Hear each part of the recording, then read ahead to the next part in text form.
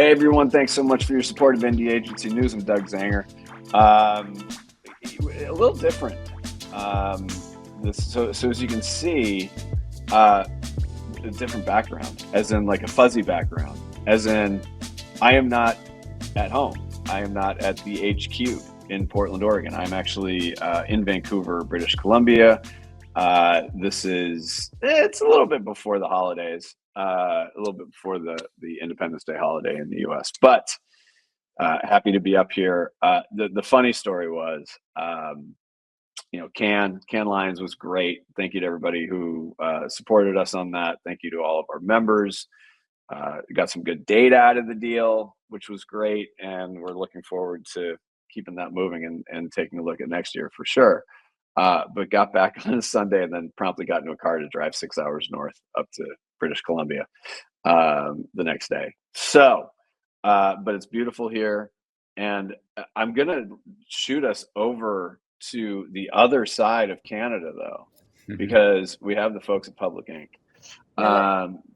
Joining us today. Yeah, so you were commenting on my CBC hat. So yeah, I'm not gonna lie. Maybe I just felt like pandering a little bit when I got to the border, and maybe it was I was wearing this so I wouldn't be asked too many questions, if you know what I mean, being an American. So, but no, first of all, thank you both for joining us. And Phil, I know that you're the founder of the agency. I'd love to just we haven't gotten to your Meet and Indie agency to go into more depth, but give us a little bit of a background of the agency so people understand where you're coming from. And I think that will help us set the table for this discussion today. Yeah, great. So obviously we're an indie agency. I started in 2008. So literally it was like 2 weeks after Lehman Brothers collapsed and the financial crisis, had this great idea that we should start an agency that's focused exclusively on social and environmental issues. And the mantra that we use then, and we use it today, is profit with purpose. So really started the agency to try to prove a thesis that if you looked at social environmental issues as a business strategy, as opposed to a philanthropic activity, you could create more impact in the world and you could actually drive your business and be just as profitable. So that's why I started it. We are coming on 17 years in operation and going strong. Yeah, and I think that what's really interesting about this space and being an OG in this space, I think is really, really important, because one of the arguments that, and Caleigh, I think you can weigh in on this one before we get into the report that we're planning on talking about today. There's this thing of, you've been doing this for so long. And so the argument that there's not enough data, to me, doesn't hold necessarily enough water. So, and I'd like, Caleigh, from your perspective, I'd like to understand, how you dispel that myth that the work that you do is not meant to be a driver of business or economic activity. That it's not a driver. I think that is the most common misunderstanding of this. Totally. That people react to it, that it's a need to do, a nice to do, not a need to do, rather, I think is one of the most harmful things that sets back the progress of this industry writ large, when we know that it is a massive driver of not just bottom line profitability, but things like employee engagement, consumer engagement, stakeholder engagement. There's more data than I can read, even as a researcher, that proves the business case for sustainability and impact communications. It is my favorite topic. I could go on this forever. So there. Right. But Phil, walk us through your first client. Yeah. And from back then to now, the level of sophistication and understanding that brands have about all of this. Yeah. So where I would start is, in the early days, here's the conversation I had with executives. And there was really 3 responses that I got when we would talk about this idea of profit with purpose. One grouping of executives would say, that just seems wrong. I don't buy it. Like, we shouldn't profit by doing good things. And I was like, and they, of course, it was because they thought about it as philanthropy, right? Right. So they just rejected it. the second group was like, well, that's kind of cool. That's kind of interesting, but that's a nice to do, not a need to do, right? As Caleigh was just saying, like that's just not on my radar. It's not how I'm being measured. And then you had a third group of executives who are like, I really like what you're on to, but we could never be seen in the market to be saying that because we don't want anyone saying, hey, we're doing all this good stuff, but we're making money doing it. Like they're like, we just can't do that. And so that was the kind of reaction. So in the early days, it was constantly trying to educate executives in companies about this idea. And really, to be honest, Doug, we didn't get a lot of traction in the early days. We got more traction working with nonprofits, just the flip side of the coin. But really early first few years when we worked with companies, it was really more just being strategic with their philanthropy. Fast forward, and now, and we'll get into this, like there's so much data to prove it. I mean, you just got to look at the Target, boycott that's happening there as a proof point of, people care about this stuff and it's both good or bad for your bottom line. But see, it's all over the map. Like even now, 16 and a half years later from when we started, there are some companies who are really sophisticated about it. And there are some companies who are still kind of at the early stages, like who are still thinking about this more in kind of philanthropy, community impact terms, not how does this help me acquire customers? How does this help me drive, sale of product? How does this help me recruit top talent? Like it's still all over the map, but the acceptance and the belief that this is part of how you do business is more, there's more of that today than ever before. But, we're seeing a bit of a retrenchment at the same time. Yeah, no, that makes sense. And I think that going back, and I really encourage people to watch this former Labor Secretary, Robert Reich. And I can't remember exactly what year it was. So it was a while ago, but he was filming his sessions at Berkeley. And he did a very specific session on what is the role of a corporation. Yeah. And he pointed out that in the 50s, it is very much like what we would consider today like a public benefit company, which is meant to grow a profit, but it's very clear that you are to help the community X, Y, and Z. And then the 80s came along and Carl Icahn decided that, sell everything for parts. And it's very, very interesting that even in the 50s, that idea of a corporation was, yeah, we're here to make money, but we're also here to be good stewards of everything. Yeah. And I do think it does turn into it comes across as soft. And that is, I think that's the biggest problem. But then again, you said there are companies, I don't know where Unilever is on their stuff right now, but I remember that they were one of the leaders in looking at the United Nations SDGs and Sustainable Development Goals and really putting towards business on that. I thought that was a great, ambitious thing. And a company like Unilever can do all of those things, but I do think that it settles somewhere in the middle now. Yeah. What's really interesting is Unilever is I'm glad you raised it's a great example because to your point about the 50s, if you go back to the turn of the century, Unilever was like the kind of quintessential company when the founder of Unilever, it was a for-profit company, but the things that the founder of Unilever did for housing for their people, for like all kinds of employee benefits, right? This is like, we're talking late 1800s, early 1900s. So that was in the heart and the DNA. And then you've got, fast forward, you got Paul Pullman, who's leading the charge on stakeholder capitalism and the evolution of capitalism, conscious capitalism. And now you've got, where they are today is actually a bit of a retrenchment. Yeah. It's swinging because you have shareholders saying, if mayonnaise needs to have purpose, I think we've lost the plot, right? And their stock prices started going down. And so all of a sudden they haven't walked away from it, but they're not the leaders that they were 5, 6, 7 years ago. Well, and I think because you're right, Paul Pullman really was the one that led that, but he was able to articulate it. I think it's such a facile and derivative way of saying mayonnaise doesn't need purpose, because that's such a cop out. And yeah, you know what? Maybe you're right, but here's kind of the point too. If I'm a corporation and if I'm a shareholder, if I'm on the board of directors, guess what? If there's no planet, I got no business in the first place. Right. So let's start thinking on that level, and it becomes a bit more. It comes in more stark relief, I would say. Caleigh, you were like ready to jump on something. I'm like, you're ready to go. What's your comment? Always ready to go. Unilever is one of my favorite case studies because I think the jury is still out a little bit on how they're coming down on this trend of retrenchment. And I think one thing to say about retrenchment is we don't know yet if it's truly an overblown narrative, because I don't really think the tide didn't go out. It just revealed who was swimming with floaties is maybe a good analogy, maybe a horrible analogy. I don't know.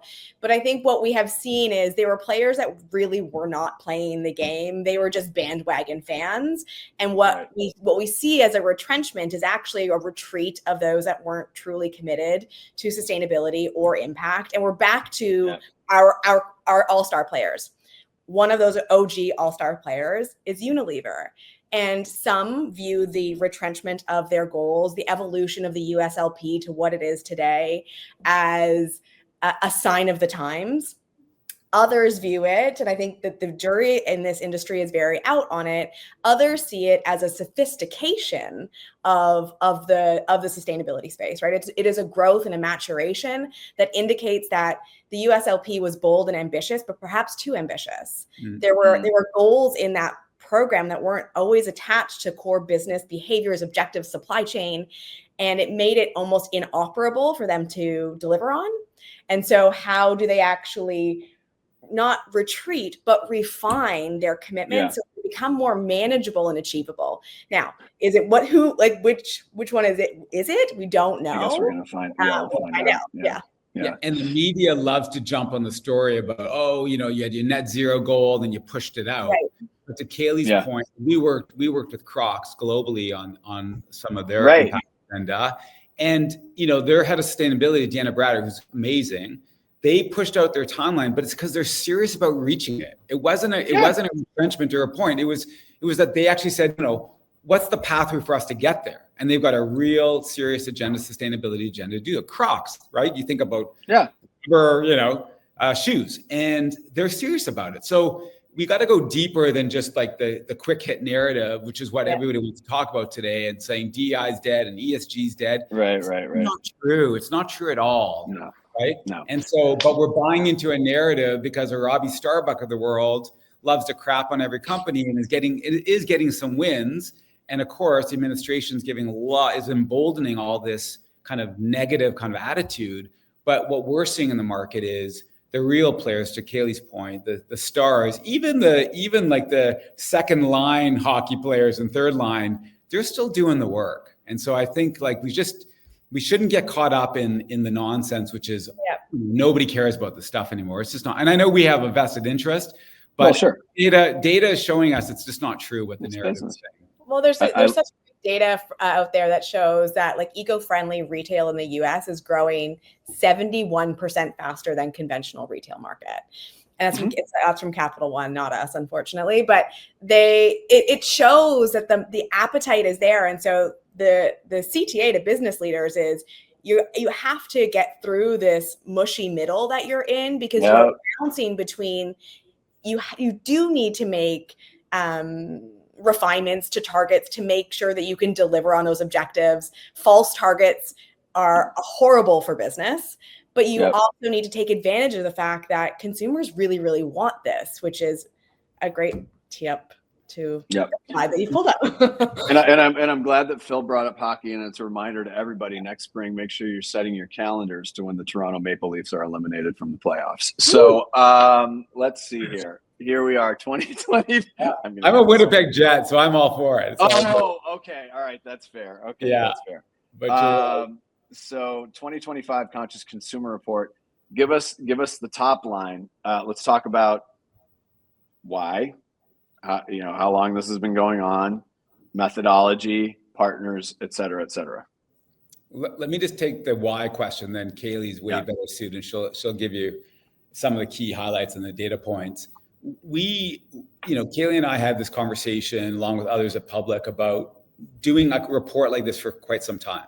And the main reason was because we kept seeing data out there, research out there saying consumers will pay more for the good company and the good product. They'll do more, right? And it just wasn't our experience. I mean, we've been in the trenches for like almost 17 years at Public on this. We're like, yeah, there's a segment who will go way above and beyond, but the majority of people won't. And I won't bore you with the whole backstory of why we started Public, but it was really about how do we get in this, like, in the water, in the slipstream of just making the good choice the easy choice. And so the research was, let's stop playing this myth about everyone will do more and because it's a great company, and let's figure out what is truly the gap between what people say and what they do. And then importantly, even more importantly, what are the behavioral drivers and what are the claims that'll actually get you to make the conscious choice? So like for us, we felt like that's additive to the space. We didn't see a lot of research out there that did that. And that would be a much more substantive way to say, like, where are we at in 2025 in terms of conscious consumerism, and where do we need to get to? And we felt like the premise going in, and Caleigh will speak to it more, was we think that so many brands are leaving so much money on the table because they're always talking to that really heightened conscious consumer, right? But not the person who sort of sits in the middle, the mushy middle that Caleigh talked about. So for us, we're like, we can show brands what it'll take to get you to make the conscious choice. We could actually grow the pie on this for everybody. Yeah. So who are your partners on this again? We partnered with Ipsos Canada to help us run the report both in Canada and the US to do a multi-market study on how these issues actually change or don't change across the border, and worked with them to launch that quant survey with 1,500 Canadians and 1,500 Americans. Okay, so here is the thing too, is that quant is really important. I'm a big qualitative guy because I think verbatims become really, really interesting. And in fact, Joe Burns from Quality Meats, their Grand Prix winning GoDaddy campaign with Walter Goggins, he just posted something on LinkedIn about this.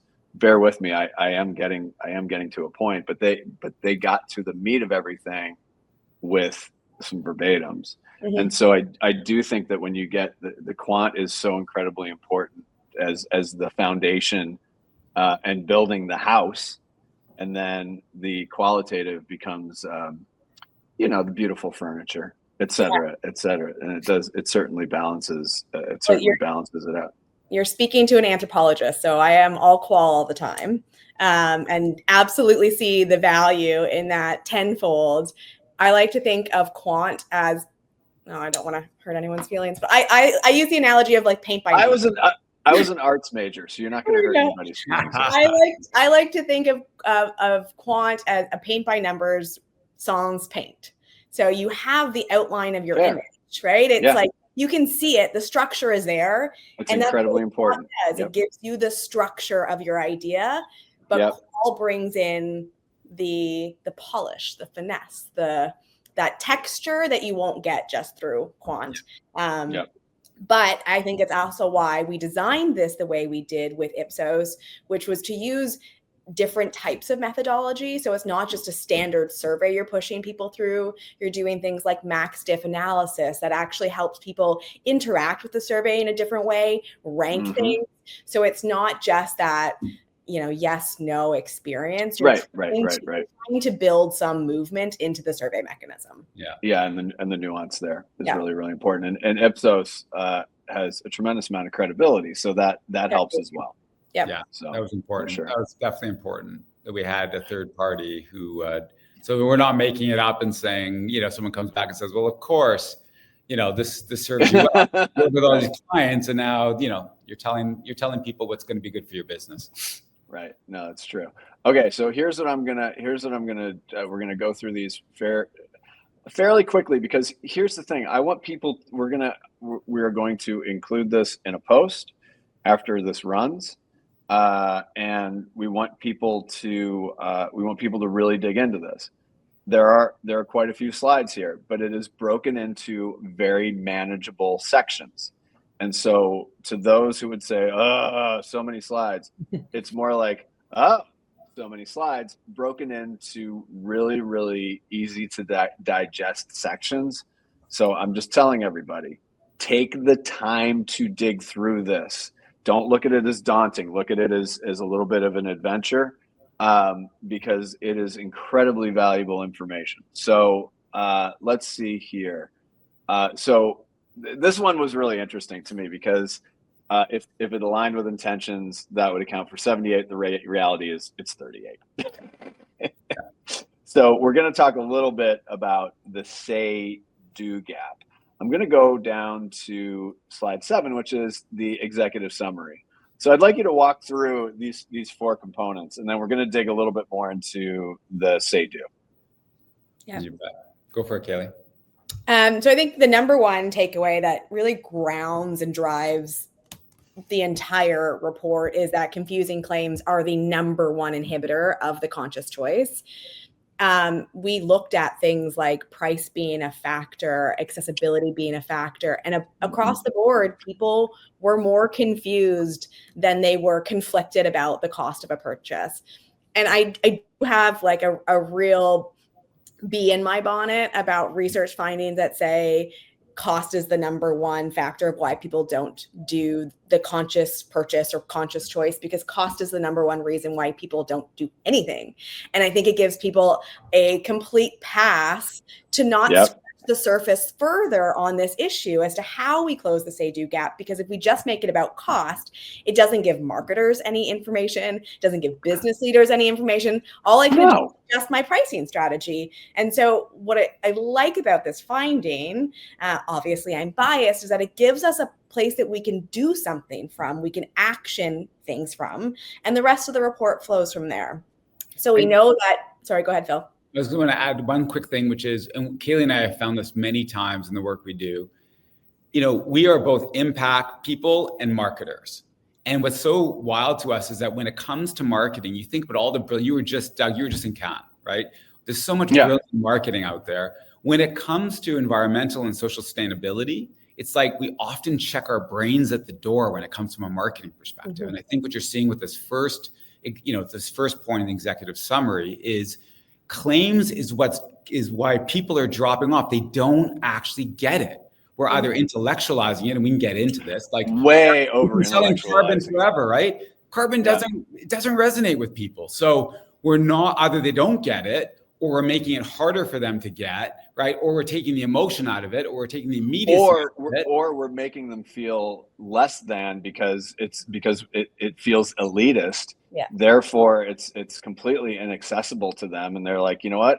Not only will I ignore this, I will become angry about it. That's right. That's exactly right. So we can go deeper in that, but Caleigh will keep going. But I just think that first one is, you got to put your marketing hat with your impact hat. The two go together. And so there's a huge opportunity for brands to realize so much of this is how we're communicating it, right? Because the desire overall, the desire is there. You see it between the 70% and the 38%. Most people want to do the right thing. It's just we're not making it easy for them. Yeah. No, it's true. Yeah. Elsewhere in the report, we have a finding that says 80% of consumers want to help make the world a better place, and 75% view themselves as conscious consumers. So this is not about any one segment. The appetite is across the board, but we've been talking about it in such a way that we're not only alienating who we can speak to or making it so narrow that we're only speaking to a narrow few. When you actually look at the data, amongst the most converted, 87% say that they've walked away from a purchase because of confusing claims. So we're even missing our core mark there. Right, right.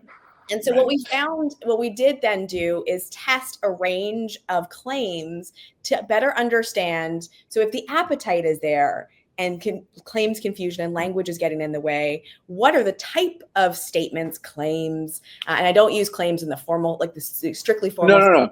Right? Like even what you say on pack that's going to, or in your advertising, that's going to move consumer behavior.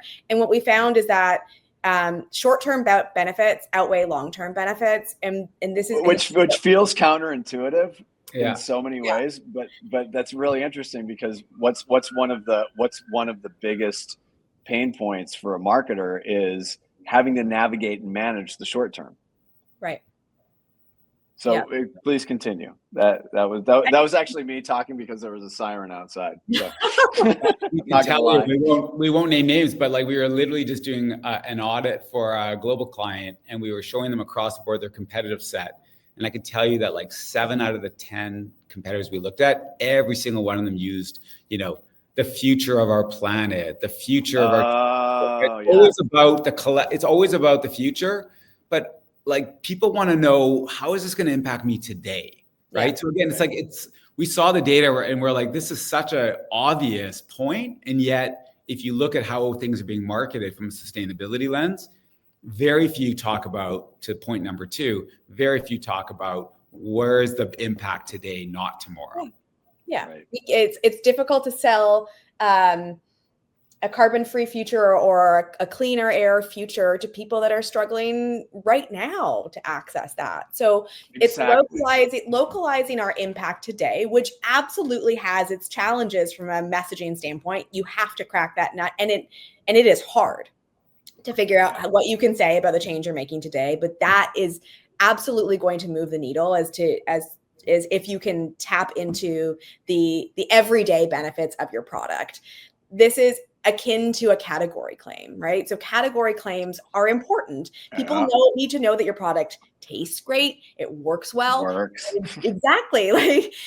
And bonus, it's not going to harm the planet, but you need to figure out how you actually attach those two things in a really tangible way.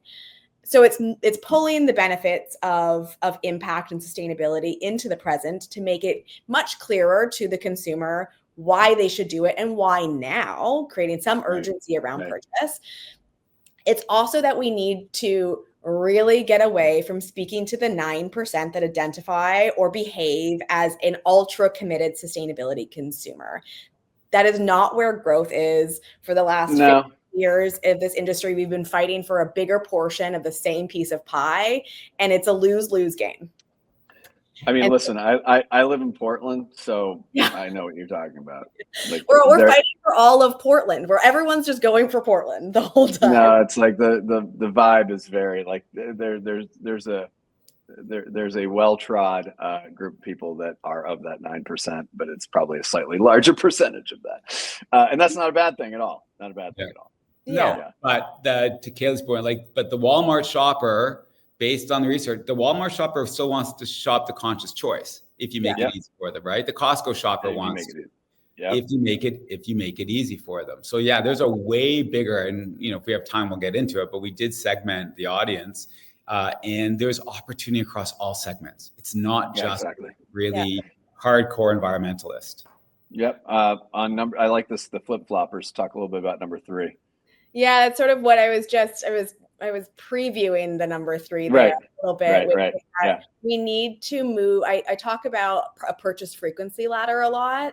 My goal within conscious consumerism, or ask of people endeavoring to do more of it, is not to achieve 100% all the time. No one can do that. It's to move each segment a little bit further up the purchase frequency ladder. If you do it 0% of the time, you're doing it 10% of the time. And we get there by understanding our audiences and the claims that resonate with them, so that we can meet them in the moment, delivering them the message they want for the impact they want to participate in, and then really unlocking that engagement with a brand or business. Yeah. Yep. And then I love this. So again, a lot of this looks counterintuitive, because the perception of a marketer is it's all about the long term, it's about the next generation, and it's about as human beings, 2 things that are motivators. And I say this, and this is the same for politics, but we're not going to talk about politics. The main driver for anybody will always be economic. The second piece of it is impact on self. Despite the fact that we can be giving individuals, even the nicest, most giving individuals still have a level of me-ness, M-E-ness, and that's not a bad thing. And again, that's not a bad thing. It's just the fact that we're identifying this now, and that we're taking some of these things that are misperceptions and pulling them out of the shadows here. That's right. And what's wild about it is, again, if you look at most of the ways that brands market sustainability, whether that's environmental or social, it is, to your point, Doug, it's always about the future, and it's about the collective benefits. Most communications is about collective benefit, how this is going to help us all, how it's going to help communities, it's going to help the planet. But people are so consumed by the day-to-day realities of their lives, right? The economic hardships of that, they're focused just on their children. And so when you think about, and we saw this with claims, when you could talk about a claim where this product isn't going to poison your body, because there's a lot of toxins and chemicals in cleaning supplies, as an example. Sure. Right? When you can show me how this is not going to harm me and my family, right? And you can show me how it's going to have impact both to me personally, but also today, it's a total winning formula. So it's an obvious point, and yet it's not how we do it. So this idea, like, let's play to the reality here. Let's play to the fact that people they're self-interested, and that doesn't have to be a bad thing. Let's use it as an opportunity. Right. Yeah. Let's move to, I want to go to number 10. Okay. So we've been missing the mark. We've talked a little bit more about that, but I do want to talk about, let's talk a little bit more about the say do gap. And then I do want to go into, we've really talked about the say do gap quite a bit, but let's look at slide 15 here, because you did talk about, over on the left, that 9%, that's Portland, Seattle, Vancouver, BC, Madison, Wisconsin, Austin, Texas, but talk us through this, because we now have more of a sophisticated roadmap that does not make this, there's clarity in a wide swath and in a range and in a spectrum, as opposed to it being completely reductive and binary. Yeah. I'll tell you the thing that surprised us the absolute most about the research and actually forced us to rethink what our story was, is that we expected that these 5 segments would react differently to the claims we tested. And they reacted the same way, by and large. A few percentage points difference, but whether you're a sustainability steward or an apathetic actor who is the opposite end of the spectrum, you're responding positively or negatively to the same sets of claims. Yeah. And that actually really shocked me. Wow. Yeah. And I think it's a really powerful indicator of the opportunity for growth within each of these segments. And though there are defining characteristics of each of them, they're more defined at either end of the spectrum. The mushy middle is called the mushy middle because it is very much that. Things like psychographic and demographic features get a little bit blended there. On the left hand of the spectrum with your sustainability steward, you have, you're more likely to see women under the age of 54, have children, they have higher levels of education and household incomes. Whereas on the opposite end of the spectrum, you're more likely to see men over the age of 55, no children, non-immigrant, lower household income, lower levels of education. Right. And yet we know that the demand for conscious consumerism that is there across the board, and the claims that move them are very, very similar. And so what we see is that they're all gravitating towards these simple, clear claims that meet their needs in the everyday and unlock some personal benefit. Now, of course, as a marketer, I can't say these profiles are still very important. You cannot package and sell a durability message to a mom the same way you would to a single man in his 60s. Their life stage is very important to how you position your impact message. But the thing that they respond to is that personal benefit today is the same across the board. Yeah. Got it.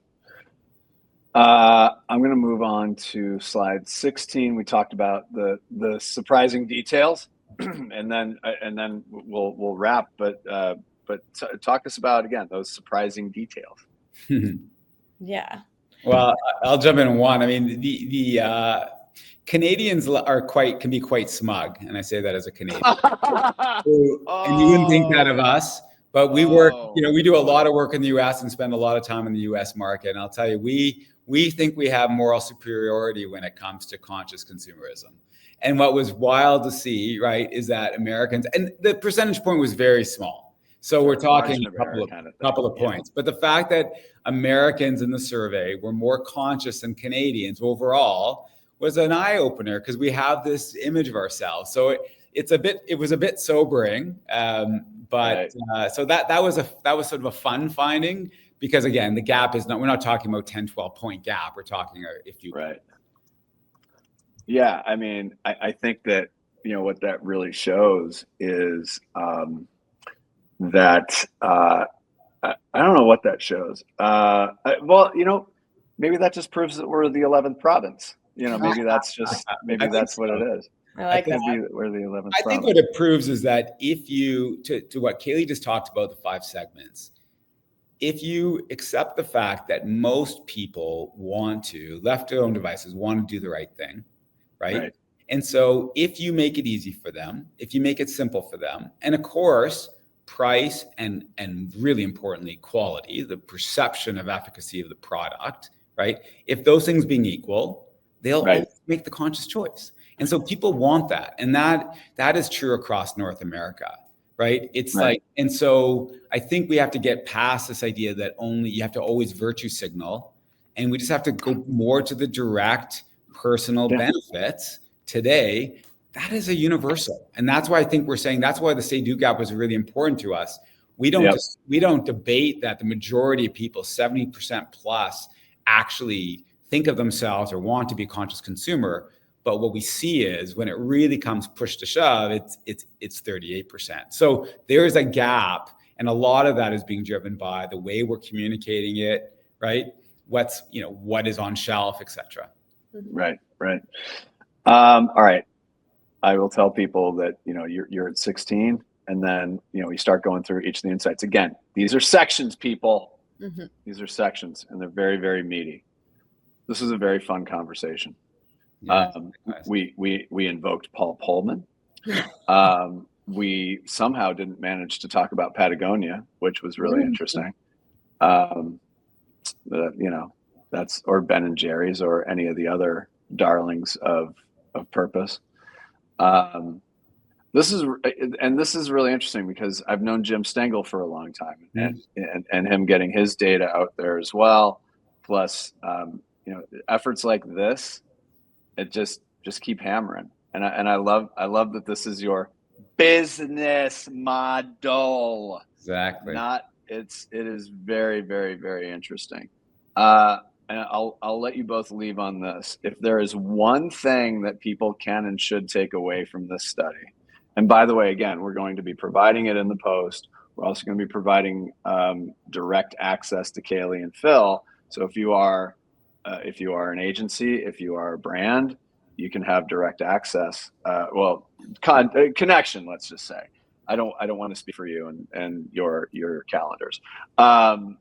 But if there's one thing that you want people to take away from this study, what is it? Caleigh, you go first. I think it's really about the powerful role communications can play in moving people up that purchase frequency ladder by identifying the claims that meet their needs in the everyday and appeal to their core purchasing drivers. I think that it's a very simple takeaway, but one that has seemed to be a little bit lost in the discipline that we find ourselves into. It's not a critique of sustainability. We are also sustainability professionals and marketers, and really honing in on that to actually unlock growth of the sustainability economy writ large. Yep. Phil, you get the last word. We're leaving so much money on the table. Right. If you start to stop just talking to the hardcore sustainability consumers and start talking to segments, and even the ones you would probably write off, and actually realize, to what Caleigh just said, do it in a really thoughtful way. There is so much opportunity both to grow your business, but also to grow sustainability and conscious capitalism, conscious consumerism. And so let's stop leaving off all that money on the table, and let's actually get a lot more sophisticated about how we go at communicating sustainability. I love it. I love that you took my Toronto Maple Leafs dig. As a Philadelphia Flyers fan, I got no room to talk about anything. So I'll leave it at that. No, this was really, really great. And for those of you who don't know, I will be in Toronto at Ad Age Small Agency Conference and Awards, which is going to be great. I think what a great place for Ad Age to go to. So to the entire team there, Judy Pollock, Tim Nudd, Brian Bonilla, Janine, go through the whole list. They do a great job. If you've never been to a small agency conference and awards program, please make your plans to go to Toronto at the end of July, because it is great, and it's great for our community as well. What's also great is that Public Inc. is a member. You contribute so much, and this is just another example of a great chance for our members to learn, but also for the industry to learn. On behalf of all two of us at Indie Agency News, thanks for the support. Thanks for joining us today. Thank you. Great. Thanks for having us.